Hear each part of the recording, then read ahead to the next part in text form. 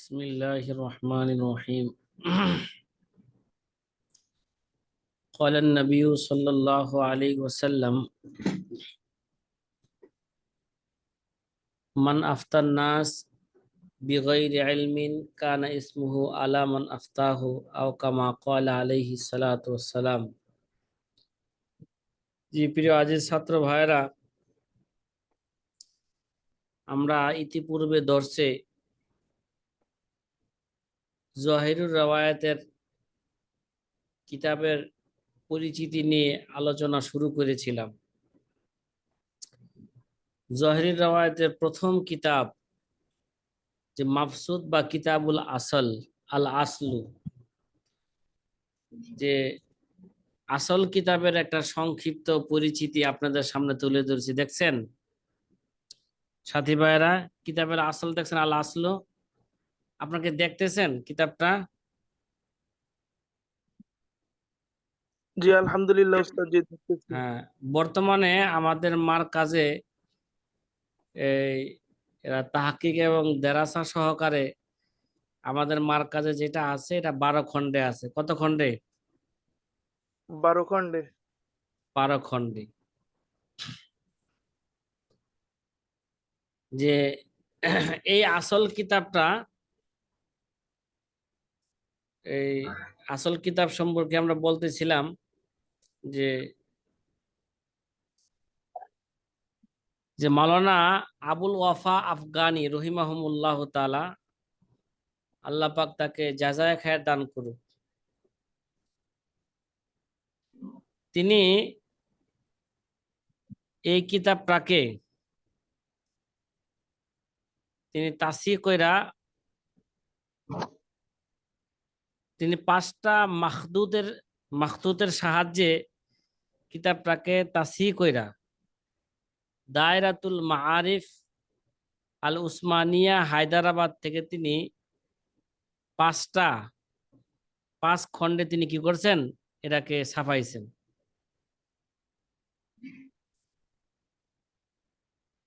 যে চতুর্থ নাম্বার খণ্ডটা অত্যাধিক বড় হয়ে গেছেন, এর জন্য তাকে আবার 2টা অংশে ভাগ করছেন। এর জন্য তখন এটা ছাপানো হয়েছে 5 জিলদে। কয় জিলদে? 5 জিলদে। এখন বর্তমানে আমাদের বাংলাদেশে আল আসল কিতাব পাওয়া যায় 12 জিলদে। কয় জিলদে? এটা 12 জিলদে পাওয়া যায়।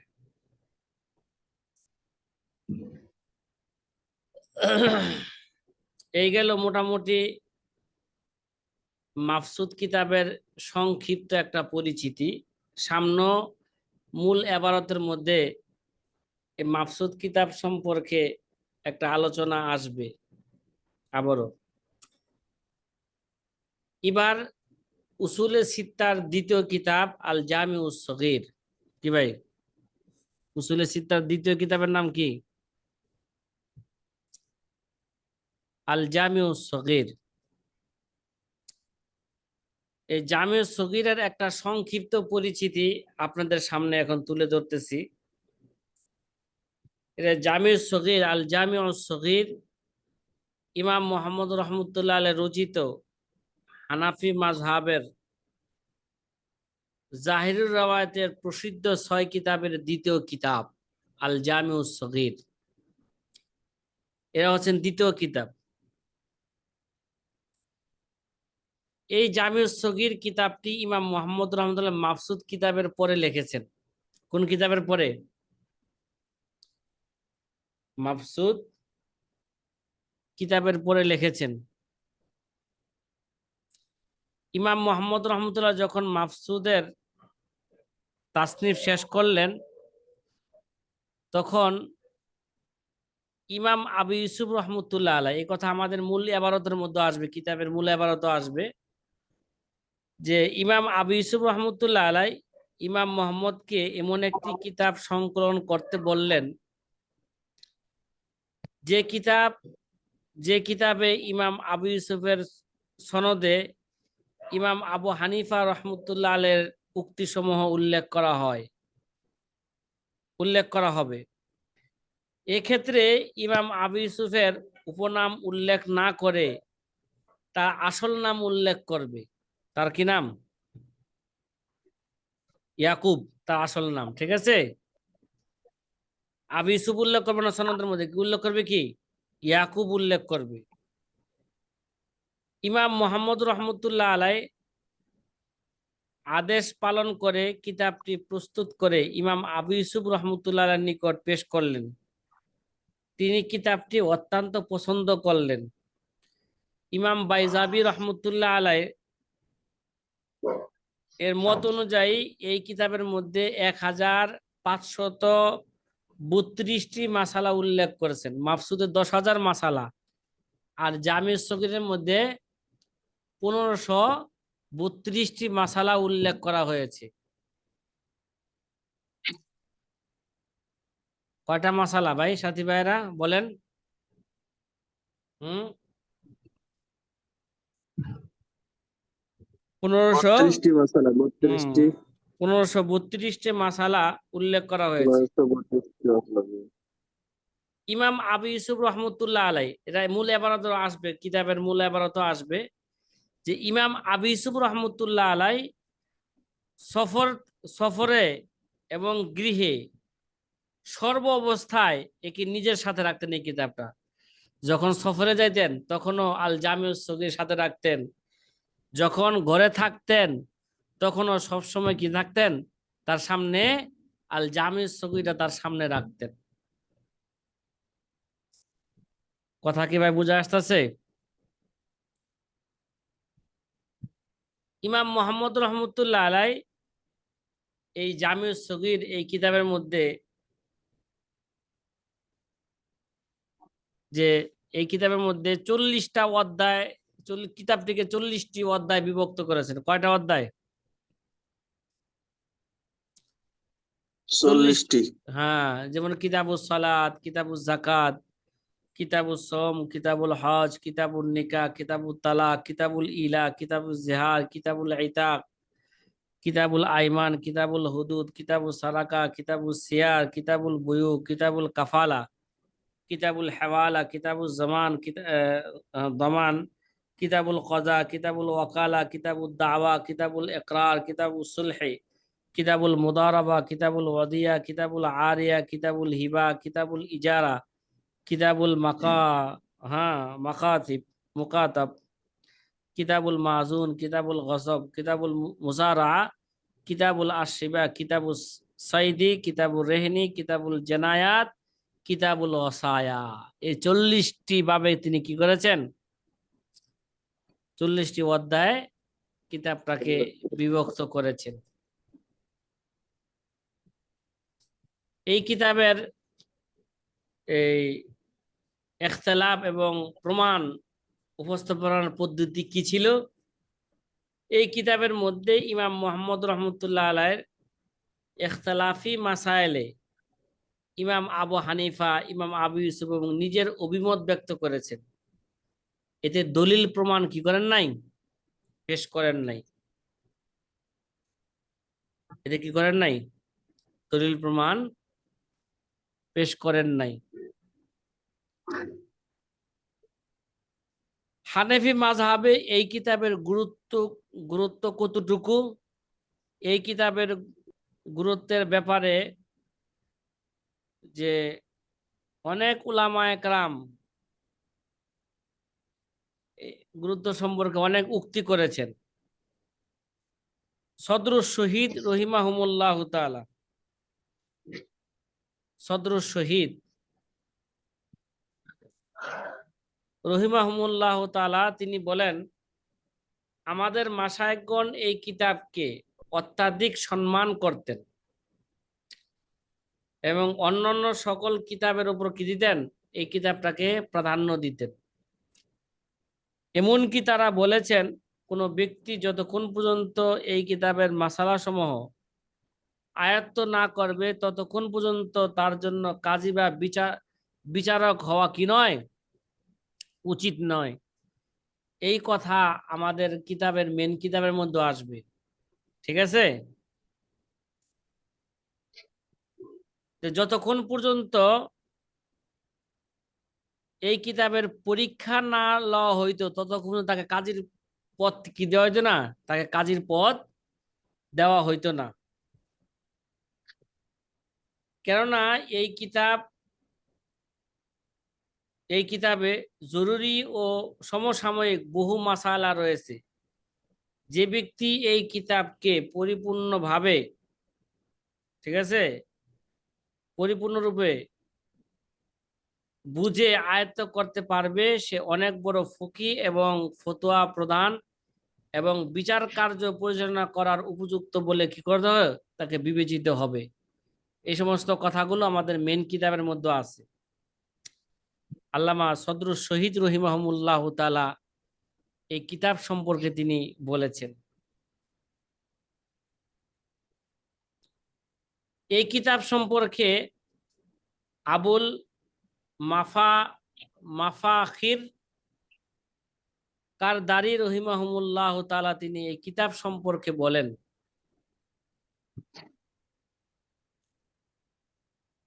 এই কিতাব সম্পর্কে বলেন যে এই কিতাবে অনেক উপকার এবং কল্যাণ নিহিত রয়েছে। কিতাবুন ফিহি নফউন কাবীর ওয়া খায়রুন কাসীর, যার ফলে আমাদের আলেম এবং ফকিগণ একে অত্যন্ত অত্যন্ত ইজ্জত এবং সম্মান করতেন। কেননা এতে সমসাময়িক এবং জরুরি মাসালা সমূহ একত্র করা হয়েছে। এমন কি তারা একথাও বলেছেন, যতক্ষণ পর্যন্ত এই কিতাবের মাসালা সমূহ বুঝে শুনে আয়ত্ত না করবে ততক্ষণ পর্যন্ত কারো জন্য কাজী বা বিচারক হওয়া মোটেই উচিত নয়। যে ব্যক্তি এই কিতাবের মাসালা সমূহ বুঝে শুনে আয়ত্ত করতে পারবে সে ফকি এবং কে সে ফকি কাতারে সামিল হবে এবং বিচার কার্য ফতোয়া প্রদানের উপযুক্ত বলে সে কি হবে, বিবেচিত হবে। কাজী খান রহিমাহুল্লাহ তাআলা, আল্লামা কাজী খান রহিমাহুল্লাহ তিনি এই কিতাব সম্পর্কে বলেন, আসলুন জলিলুন ফিল ফিকহে মুস্তামিলুন আলা মুহিম্মাতি মাসাইলা আসহাবিনা। যে ইমাম কাজী খান রহিমাহুল্লাহ তাআলা তিনি এই কিতাব সম্পর্কে আল জামি সগীর কিতাব সম্পর্কে তিনি বলেন, এটি এলমে ফিকহের, হ্যাঁ, এটা মূল কিতাব। কি ভাই? এলমে ফিকহের এটা একটা মূল কিতাব, আমাদের মাযহাবের মাসাইল সমূহের কেন্দ্রবিন্দু।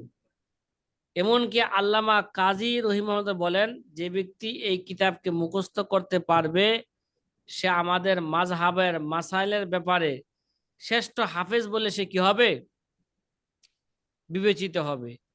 আর যে ব্যক্তি এই কিতাবকে বুঝবে সে আমাদের মাযহাবের বড় জ্ঞানী বলে বিবেচিত হবে।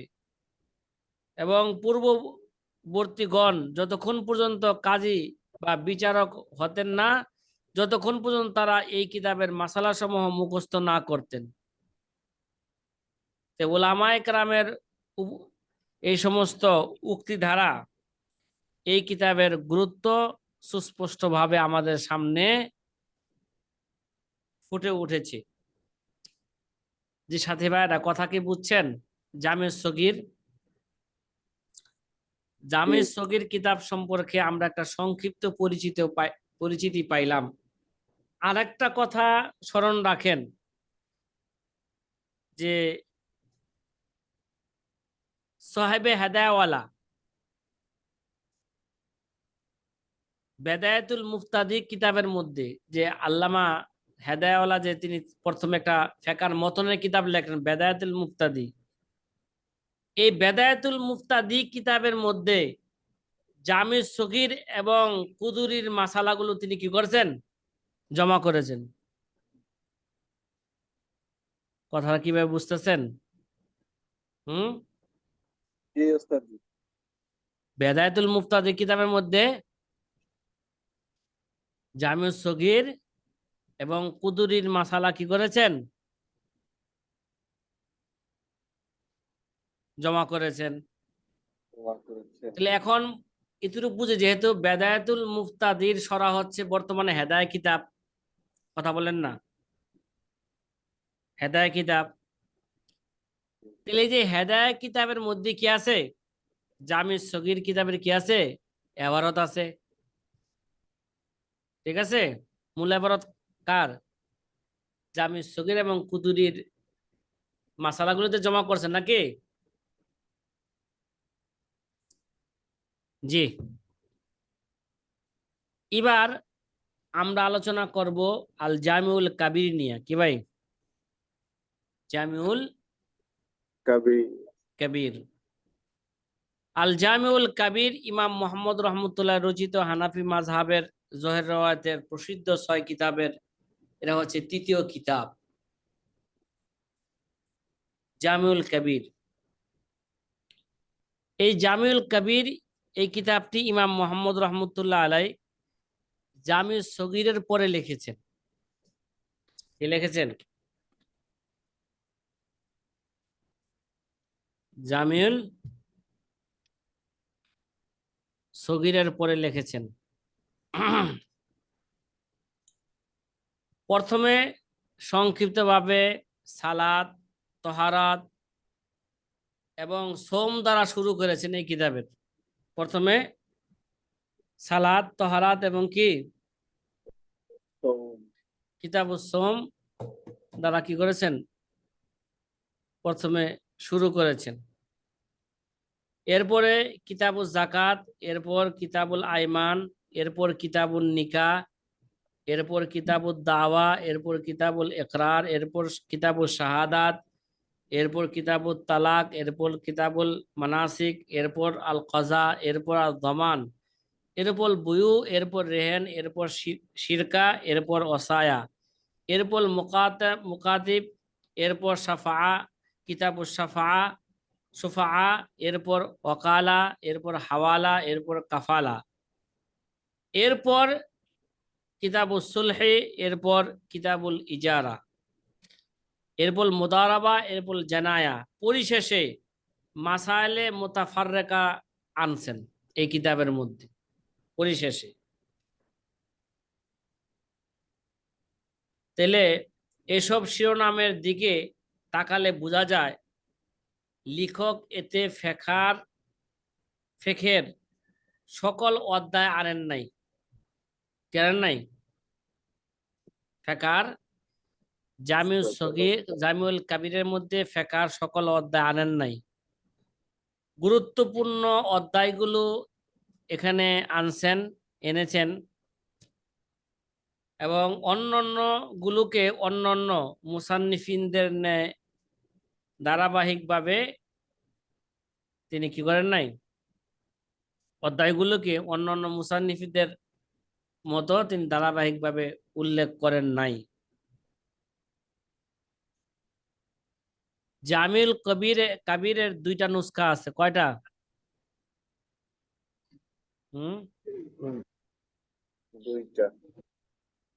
দুইটা নুসখা আছে। একটা ইমাম মোহাম্মদ যখন একে প্রথম সংকলন করেন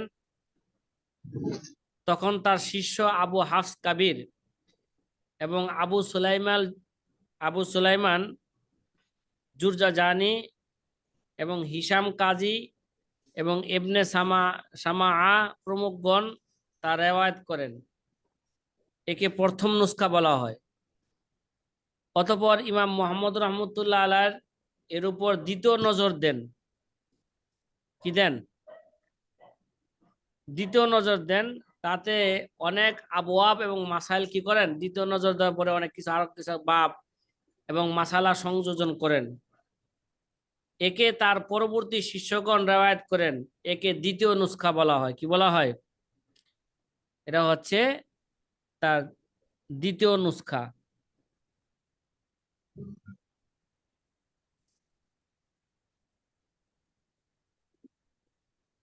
এই কিতাবের ইখতিলাফ এবং প্রমাণ উপস্থাপনার পদ্ধতি কি ছিল এই কিতাবের? ইমাম মোহাম্মদ রহমতুল্লাহ তার এই কিতাবের মাসালার হুকুম বর্ণনা করেছেন। পাশাপাশি ইখতিলাফি মাসালায় ইমাম আবু হানিফা, ইমাম আবু ইউসুফ এবং শিও অভিমত উল্লেখ করেছেন। কোন কোন মাসালা ইমাম জুফারের অভিমত উল্লেখ করেছেন, তবে দলিল প্রমাণ কি করেন নাই, এই কিতাবও তিনি উল্লেখ করেন নাই। আল জামিউল কাবির, যে জামিউল কাবির,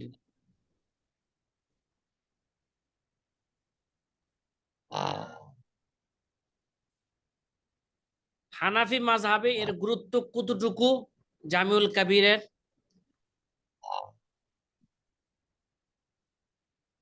কি ভাই, কোন সাথী ভাইকে দর্শে বসে ঘুমাইতেছেন নাকি?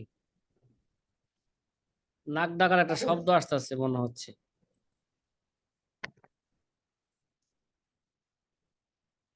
হানাফি মাযহাবে এর গুরুত্ব,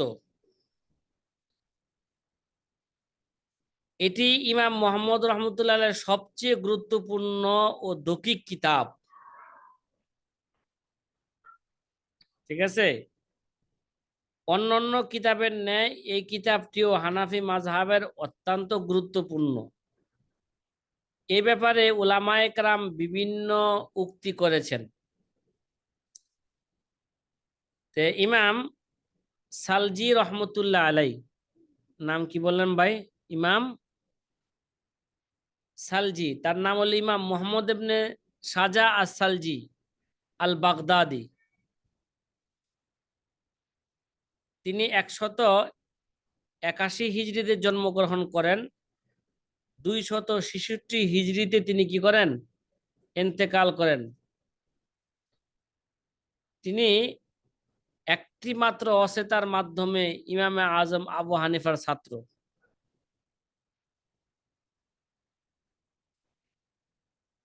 একটা অসেতার মাধ্যমে ইমাম আবু হানিফার ছাত্র। তে ইমাম সালজি রহমতুল্লাহ আলাই তিনি এই কিতাব সম্পর্কে বলেন যে এলমে ফেকে ইমাম মোহাম্মদ রহমতুল্লাহ আলাইহির জামিউল কাবিরের ন্যায় আর কোনো কিতাব রচিত হয়নি। ঠিক আছে,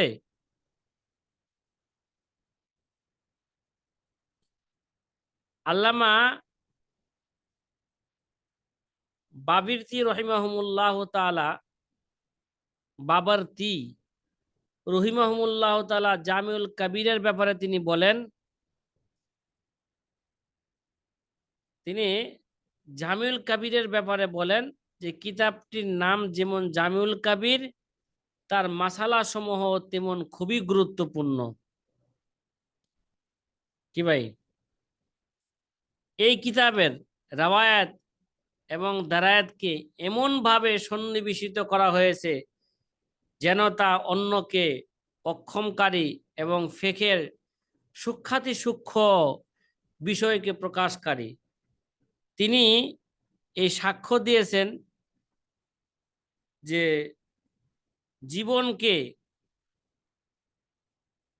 তিনি এই সাক্ষ্য দিয়েছেন যে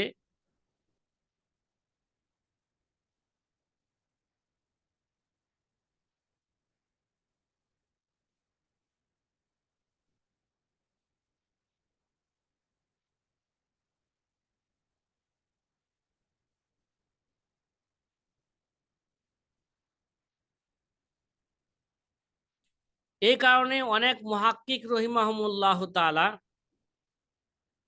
এর শব্দাবলীর ব্যাখ্যা করেছেন, এই মাসআলা নিয়ে গবেষণা করেছেন এবং অনেকে এর ব্যাখ্যা গ্রন্থ কি করেছেন? লিখেছেন। এই ধরনের আরো অনেক উক্তি এই কিতাব সম্পর্কে উলামায়ে কেরাম করেছেন এবং উলামায়ে কেরামের এই জাতীয় উক্তি দ্বারা হানাফি মাযহাবের এই কিতাবের গুরুত্ব কতটুকু তা সহজেই কি করা যায়? অনুমান করা যায়। আল জামিউল কাবিরের গুরুত্ব কতটুকু? জি সাথী ভাইরা, মোটামুটি আমরা আল জামিউল কাবিরের একটা সংক্ষিপ্ত পরিচয় আমরা লাভ করলাম। যে এবার আমরা জিয়াদাত কিতাবের পরিচয় সম্পর্কে জানব। এই জিয়াদাত ইমাম মোহাম্মদ রহমান রচিত হানাফি মাযহাবের জাহের রায়াতের প্রসিদ্ধ 6 কিতাবের চতুর্থ কিতাব তারতিব অনুযায়ী। কি ভাই? জিয়াদাত। জিয়াদাত অর্থ তো আমরা জানি যে অতিরিক্ত। কি ভাই সাথী ভাইয়ের, আপনাকে আমার কথা বুঝতেছেন? জি। জিয়াদাত শব্দের অর্থ তো আমরা সকলেই জানি, মানে অতিরিক্ত। কিতাবের নাম আবার অতিরিক্ত হয় কি, কিভাবে বা কেন অতিরিক্ত রাখা হইল? আসলে এটি আল জামিউল কাবিরের উপর অতিরিক্ত সংযোজন। কি ভাই? আল জামিউল কাবিরের উপর কি ভাই? অতিরিক্ত সংযোজন। অর্থাৎ ইমাম মোহাম্মদ রহমতুল্লাহ আল জামিউল কাবিরের উভয় নুসখার সংকলন থেকে, আমরা আগে বলছিলাম যে জামিল কাবিরের নুসখা কয়টা? 2টা, ঠিক না? উভয় নুসখার সংকলন থেকে ফারেক হওয়ার পরে আরো কিছু মাসাইল তার সামনে আসে। ইমাম মোহাম্মদ রহমতুল্লাহ কি আসে? আরো কিছু মাসলা তার সামনে আসে। সেগুলোর জন্য তিনি আরেকটি কিতাব সংকলন করেন। ওই কিতাবকে জিয়াদাত নামে নামকরণ করেন। কি ভাই এবার বোঝা আসছে?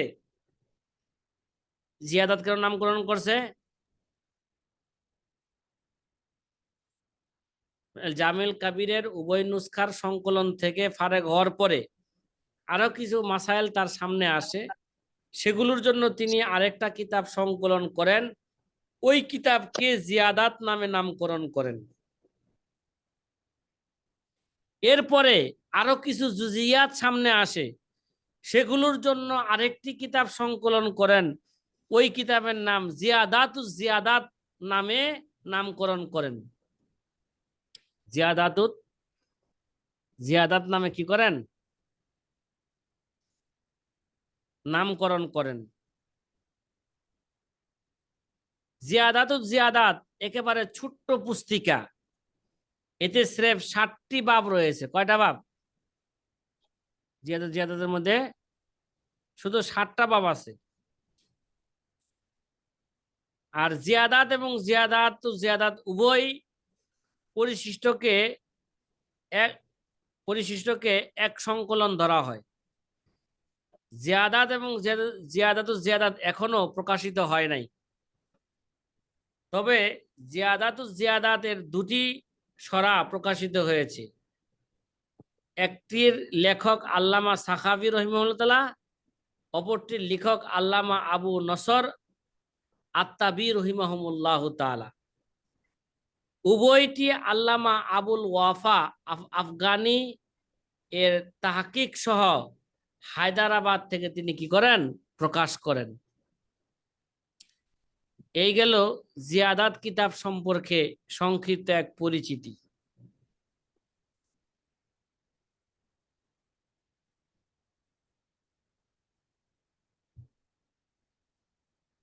আসিয়ারুস সগীর ইমাম মোহাম্মদ রহমতুল্লাহ আলার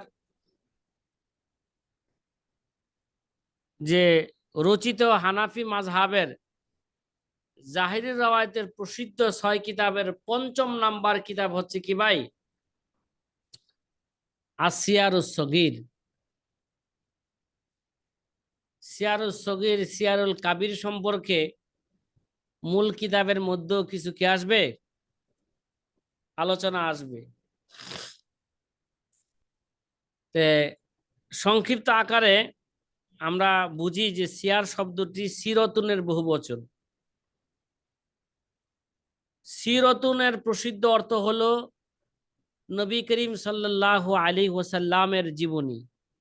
আর অপ্রসিদ্ধ অর্থ হলো নবী করিম সাল্লাল্লাহু আলাইহি ওয়াসাল্লামের যুদ্ধ জেহাদের অবস্থা।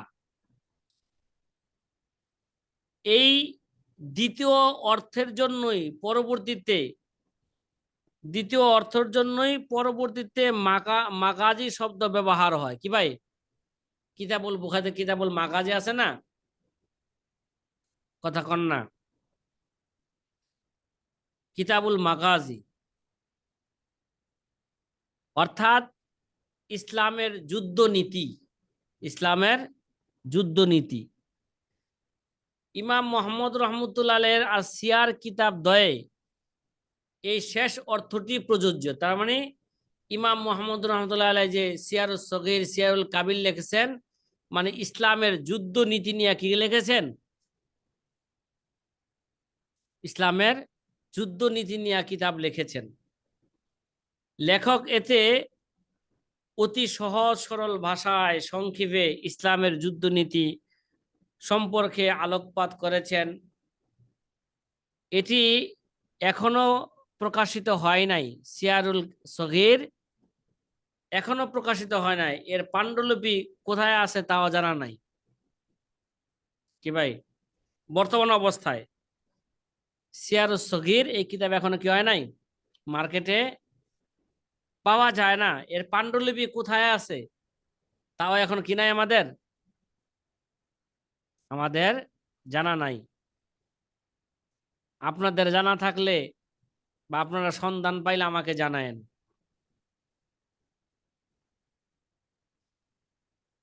কি সাথী ভাইরা, কথা কি বুঝতেছেন?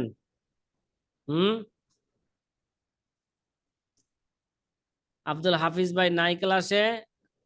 আব্দুল হাফিজ ভাই নাই, মাশাআল্লাহ। 6ষ্ঠ নাম্বার কিতাব আসিয়ারুল কাবির। সিয়ারুল কাবির সম্পর্কে আমাদের মূল কিতাবের মধ্যে কিছু আলোচনা আসবে। আর সিয়ারুল কাবির ইমাম মোহাম্মদ রহমতুল্লাহ আলাইহির রচিত, যে হানাফি মাযহাবের জাহিরি রওয়ায়াতের প্রসিদ্ধ 6 কিতাবের 6ষ্ঠ নাম্বার কিতাব। কি ভাই? আসিয়ারুল কাবির। শামসুল আইম্মা সারাখসি রহমতুল্লাহ আলাইহি বলেন, এটি ইমাম মোহাম্মদ রহমতুল্লাহ আলাইহির সর্বশেষ কিতাব, সর্বশেষ ফিকহি তাসনিফ। কি ভাই? ইমাম মোহাম্মদ সর্বশেষ এটা কি? ফিকহি তাসনিফ। সিয়ারে কাবির লেখার কারণ কি, এটা মূল কিতাবের মধ্যে আসবে। কি আসবে? ইমাম মোহাম্মদ রহমতুল্লাহ আলাইহি সিয়ারুল কাবির কিতাব কেন লেখলেন, এই আলোচনা কোথায় আসবে? শরহ রাসূল মুফতি কিতাবের মধ্যে, মূল কিতাবের মধ্যে কি আসবেন? এর কারণ আসবে। কারণটা আগেই বলে ফেলি যে ইমাম মোহাম্মদ সিয়ারুস সগীর যখন ইমাম মোহাম্মদ রহমতুল্লাহ আলাইহির সিয়ারে সগীর যখন শামের বড় আলেম ইমাম আউজাইর নিকট পৌঁছল, তখন তিনি জিজ্ঞাসা করলেন, এটি কার তাসনিফ, এটা কার কিতাব? লোকেরা বললেন, এটি ইরাকের আলেম ইমাম মোহাম্মদ রহমতুল্লাহ আলাইহির তাসনিফ। তখন ইমাম আউজাই বললেন, মালি আহলিল ইরাক ও তাসনিফ ফি হাযাল বাব ফাইন্নাহু লা ইলমা লাহুম বিসিয়ার। ইরাকবাসীদের এই বিষয়ে কলম ধরার কি অধিকার আছে? তাদের তো রাসূল সাল্লাল্লাহু আলাইহি ওয়াসাল্লাম সাহাবায়ে কেরামের যুদ্ধ জিহাদের অবস্থা সম্পর্কে তাদের সম্যক ধারণা নেই। কেননা যুদ্ধ জেহাদ তো শাম ও হিজাজ অঞ্চলে হয়েছে, ইরাকে নয়। ইরাক তো নতুন বিজয় অঞ্চল। তাহলে ইমাম মোহাম্মদ আবার ইসলামের যুদ্ধ নীতি নিয়ে তিনি কিতাব কিভাবে লেখলেন? সাথী ভাইরা, কথা কি বুঝা আসছে?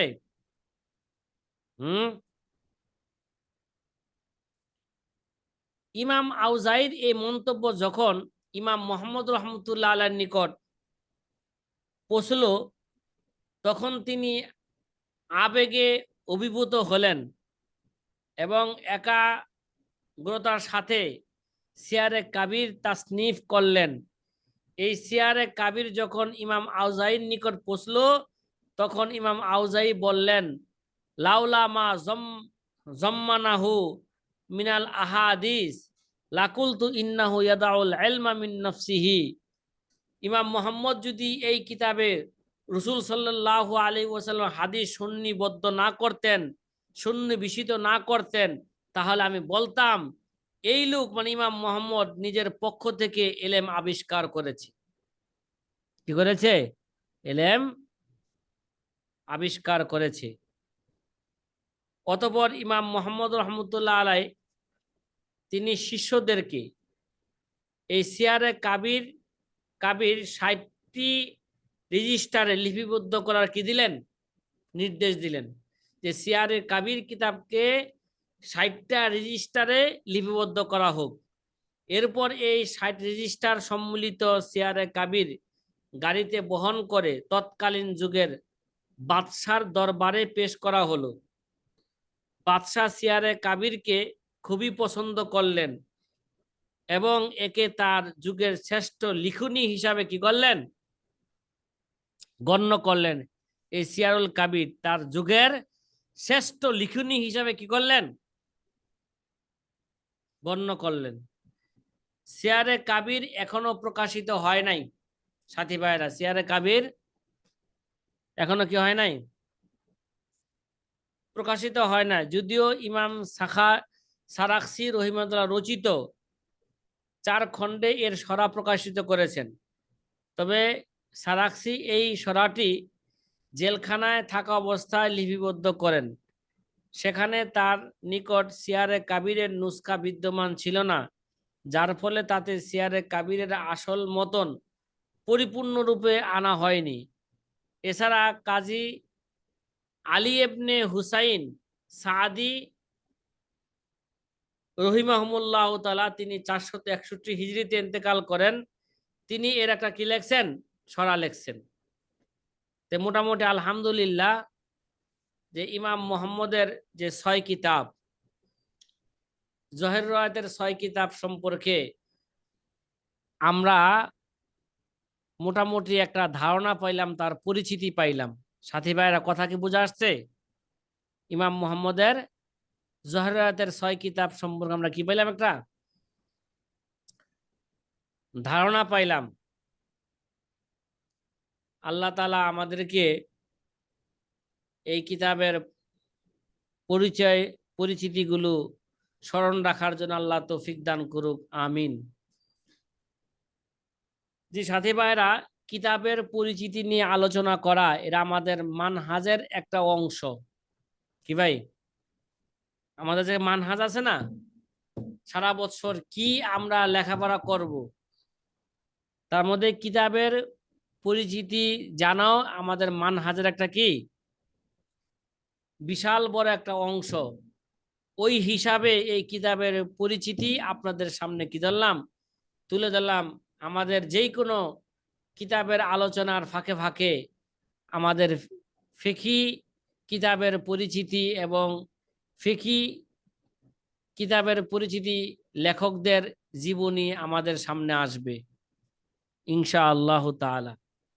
যে সাথী ভাইয়েরা, আজকে এই পর্যন্তই কি থাকলো? আমাদের আলোচনা থাকলো।